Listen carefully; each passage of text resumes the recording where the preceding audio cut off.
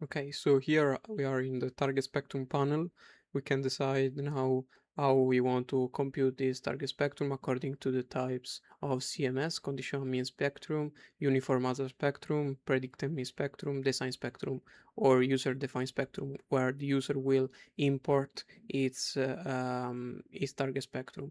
So starting from conditional mean spectrum, we can decide all these parameters in terms of reference period, accelerations, magnitude, distance, and epsilon.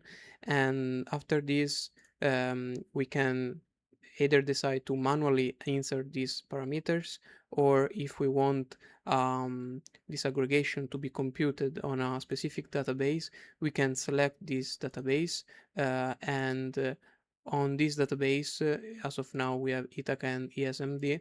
We can compute this aggregation, and this aggregation will be computed always on the online database. So we click here, we select also the point of interest in the map, for example, this point, and after this, we will insert the EM level and the period, and also the radius that we are interested in. In this case, I will leave these parameters and we can compute this aggregation. After this aggregation is completed, we will see a number of records considered with all the parameters of this aggregation and informations. After this, we can click on use these parameters and we will see a plot, 3D plot of the disaggregation in terms of closest distance and magnitude on the two-dimensional axis, and on third-dimensional axis we have the contribution to hazard. We can also see the summary of what was computed, and we have these parameters. So we can either decide to use these parameters from this aggregation or the parameters from manual insertion. After this, we can decide the ground motion prediction equation, and we can decide one of the following ones that we see on screen. And for example, Bohr-Atkinson. After this, we have to select a damping ratio and also a correlation model from the ones that are available. After this, we compute target spectrum by clicking on this blue button, and it says that it is computed, and we can see it in the target spectrum tab. We see it, and this will be automatically imported on in all panels that request this target spectrum. One of them are, for example, ground motion selection or spectral scaling, and so on. Regarding uniform matter spectrum is basically the same thing, but we have to decide a site standard, for example, Italian source or European source. And according to the standard, we have to select all the parameters here and also damping ratio. And at the end, we have to click the same button to have the new target spectrum. As of now, it is flat because of these 0 parameters. After we have the predicted mean spectrum that is basically equal to conditional mean spectrum, so nothing new.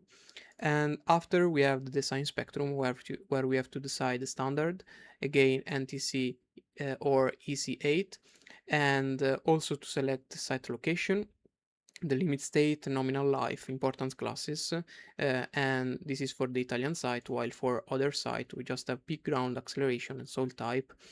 After this, we have to select the site parameters in terms of latitude and longitude, and we can also use the map if this is easier.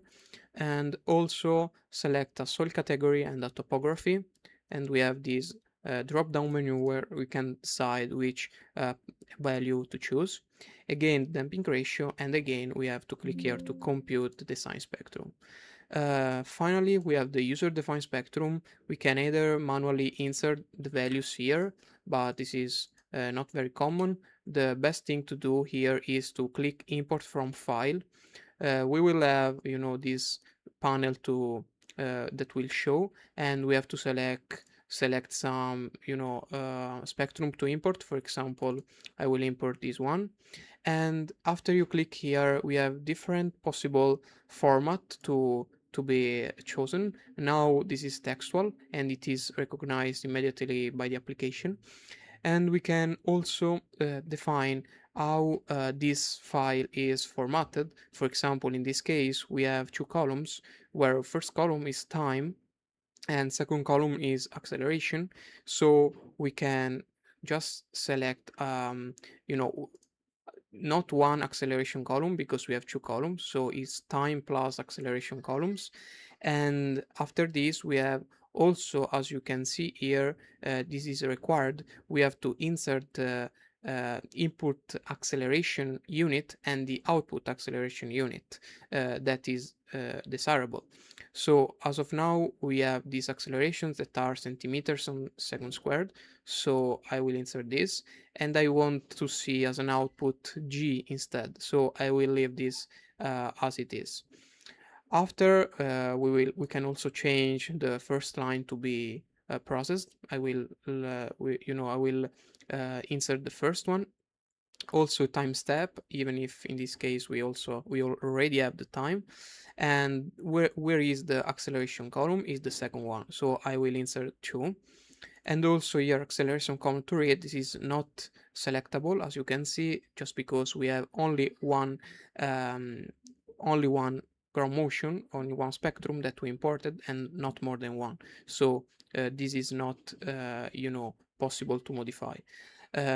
Also last line, this is 88, this is automatically retrieved by the application, and if we click in the last row we can see bottom left, the bottom right, that effectively this is line 88.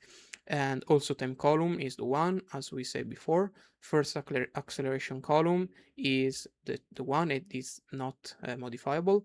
And this is all that we need now. All the parameters are set, so we can click OK and see this spectrum plotted in our application. After this, we have to compute it, so it will be plotted.